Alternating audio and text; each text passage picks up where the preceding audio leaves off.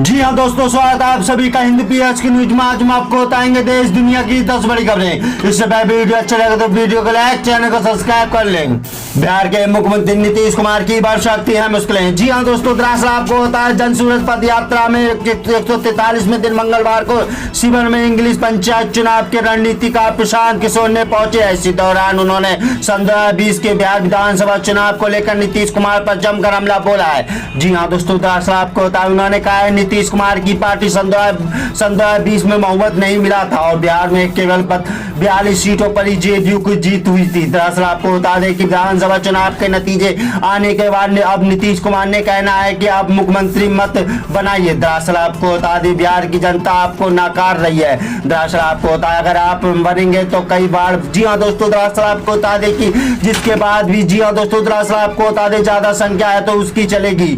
जी हाँ दोस्तों, दरअसल आपको बता दें मुख्यमंत्री नीतीश कुमार की बढ़ सकती है मुश्किलें। जी हाँ दोस्तों, दरअसल आपको बता दें प्रशांत किशोर ने जिस दिन महागठबंधन बना था मैंने उसी दिन ही कह दिया था कि चलने वाली नहीं है। दरअसल आपको बता दें सदा लेकिन अगले विधानसभा चुनाव तक नहीं चलेगा। अगर विधानसभा चुनाव में 7 दल साथ रहकर वे चुनाव लड़ सकते हैं तो उन्होंने कहा कि मैंने गठबंधन की राजनीति दिखाई है। सन 2015 में मैंने महागठबंधन बनवाया था। जी हाँ दोस्तों, दरअसल आपको बता दें चुनावी रणनीतिकों ने कहा कि यदि आप गलत आदमी का चुनाव लड़ेंगे तो आपको कोई भी बचा नहीं सकता। दरअसल आपको बता दें कि संविधान में चुनाव के लिए 5 साल का नियम है तो वह नियमों के इसीलिए बनाया गया है कि आप जिस भरोसे करके चुनते हैं। दरअसल आपको बता दें यदि वो काम नहीं करता है तो उसका बदल सके। दरअसल आपको बता दें लेकिन बिहार में पिछले 32 सालों रोटी और जिस तरीके से पलटते हैं दरअसल आपको बता उसी तरीके से लालू नीतीश हो रहे हैं। इसके बाद भी आम कहते हैं कि बिहार की दुर्दशा हो रही है। आप मुझसे कहते हैं कि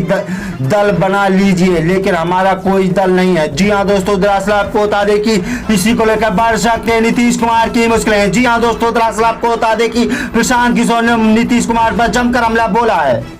पश्चिम बंगाल की मुख्यमंत्री ममता बनर्जी एक बार फिर से मोदी सरकार पर बोला हमला। जी हाँ दोस्तों, दरअसल आपको बता दें अंडानी समूह के विवाद में कम होने का बजाय लगातार बढ़ता ही जा रहा है। दरअसल आपको बता दें इसी बीच विवाद को लेकर पश्चिम बंगाल की मुख्यमंत्री ममता बनर्जी ने मोदी सरकार पर जमकर हमला बोला है। उन्होंने कहा कि LIC के जी हाँ दोस्तों, दरअसल आपको बता दें SBI के अंडानी समुदाय निवेश को लेकर सवाल उठाए हैं। दरअसल आपको बता दें इसकी अनुमति क्या दे रही है मोदी सरकार। दरअसल आपको बता दें कि मुख्यमंत्री ममता बनर्जी ने पश्चिम बंगाल की सिलीगुड़ी में एक कार्यक्रम को संबोधित करते इसी दौरान उन्होंने अंडानी मामले को लेकर सवाल उठाते हुए मोदी सरकार को अपने पैसे के बिना चेक और बिना बैलेंस निजी कंपनियों को दे रहे हैं। उन्होंने कहा कि मोदी सरकार सवाल है। दरअसल आपको बता दें मोदी सरकार अंडानी समूह के निजी के कंपनियों को निवेश करने की अनुमति क्यों दे रही है। दरअसल आपको बता दें इसके साथ ही उन्होंने आरोप लगाया कि प्रदेश सरकार के प्रगति कार्यों को रोकने के लिए अदालतों का जगाया जा रहा है। CM ने कहा है कि एक ओर से हम रोजगार देने का व्यस्त है तो दूसरी ओर से भारतीय जनता पार्टी नेता अदालत को मुकदमा दायर कर रहे हैं और हमारी प्रगति को रोक रही है। दरअसल आपको बता दें कि इसी बीच ने कशाम न्यायालय के खिलाफ धोखाधड़ी वाले लेन देन शेयर कीमत और हेराफेरी सहित कई आरोपी के बाद अंडानी समूह के शेयर के बाजारों में दबाव डाला है। दरअसल आपको बता दें गौतम अंडानी की कंपनियों के तमाम शेयर को भारी गिरावट देखने को मिली। इसी के दौरान उन्होंने अंडानी समूह के अंडानी इंटर एक्सप्रेस के जी हाँ दोस्तों, दरअसल आपको बता दें कि FPO जी हाँ दोस्तों वापस लेना पड़ेगा। गौतम अंडानी के नेटवर्थ करीब 60% कम हो चुकी है। अंडानी ग्रुप की जी और लगाएंगे तो सभी आरोपी का। जी हाँ दोस्तों, दरअसल आपको दुरुपयोग निर्धारण और भारत पर एक सुनियोजित हमला बताया है। दरअसल आपको बता दें कि इसी को लेकर बढ़ सकती है मोदी अमित शाह की मुश्किलें। जी हाँ दोस्तों, दरअसल आपको बता दें कि पश्चिम बंगाल की मुख्यमंत्री ममता बनर्जी ने एक बार फिर से मोदी सरकार पर जमकर अंडानी समुदाय को लेकर जमकर हमला बोला है। जी हाँ दोस्तों, दरअसल आपको बता दें कांग्रेस के नेता मल्लिकार्जुन खड़गे ने मोदी सरकार पर बोला हमला। जी हाँ दोस्तों, दरअसल आपको बता दें PM मोदी मैं डरता नहीं और एक बार बोलता हूँ मेरी छवि। जी हाँ दोस्तों, दरअसल आपको बता 56 इंच की है आप। जी हाँ दोस्तों, दरअसल आपको बता दें इसी बीच ने कहा सामने आ रही कि कांग्रेस के अध्यक्ष मल्लिकार्जुन खड़गे ने नागालैंड एक चुनाव की रैली को संबोधित करते हुए ये बात कही है। मंगलवार को दीमपुर में एक चुनावी रैली को संबोधित करते हुए खड़गे ने मोदी सरकार पर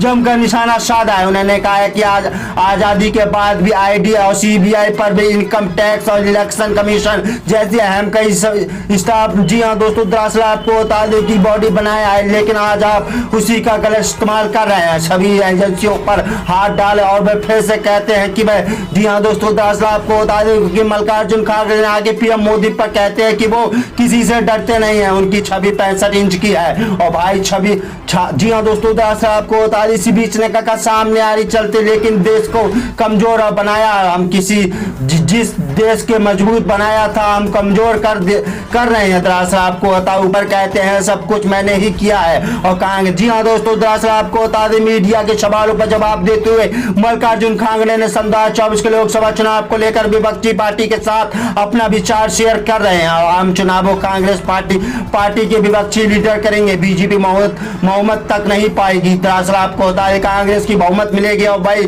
संविधान फॉलो करेंगे। जी हाँ दोस्तों, दरअसल आपको बता दें कि इसी को लेकर बढ़ सकती है मोदी अमित शाह की मुश्किलें। जी हाँ दोस्तों, दरअसल आपको बता दें कांग्रेस के नेता मल्लिकार्जुन खड़गे ने एक बार फिर से मोदी सरकार पर जमकर हमला बोला है। जी हाँ दोस्तों, दरअसल आपको बता दें कि कांग्रेस के नेता मल्लिकार्जुन खड़गे ने मंगलवार को दीमपुर में एक रैली को संबोधित करते हुए कांग्रेस मोदी सरकार पर जमकर निशाना साधा है। जी हाँ दोस्तों, दरअसल आपको बता दें कि ईडी और सीबीआई की इनकम टैक्स इलेक्शन कमीशन जैसे महत स्थापना को लेकर ऑटोनोमस बॉडी बनाया है, लेकिन आज आप सभी को गलत इस्तेमाल कर रहे हैं। जी हाँ दोस्तों, दरअसल आपको बता दें इसी को लेकर बढ़ सकती है मोदी अमित शाह की मुश्किलें। उत्तर प्रदेश के पूर्व मुख्यमंत्री अखिलेश यादव ने योगी सरकार पर बोला हमला। जी हाँ दोस्तों, दरअसल आपको बता दें कि उत्तर प्रदेश विधानसभा चुनाव बजट के एक बार फिर से जाति जनगणना के मुद्दे उठे हैं। शत्रु भारतीय जनता पार्टी और विपक्षी समाजवादी पार्टी के नेता एक बार फिर से आमने सामने आए हैं और विधानसभा के बाहर एक अंदर दोनों जगहों पर मुद्दा है। पूर्व मुख्यमंत्री अखिलेश यादव विपक्षी नेता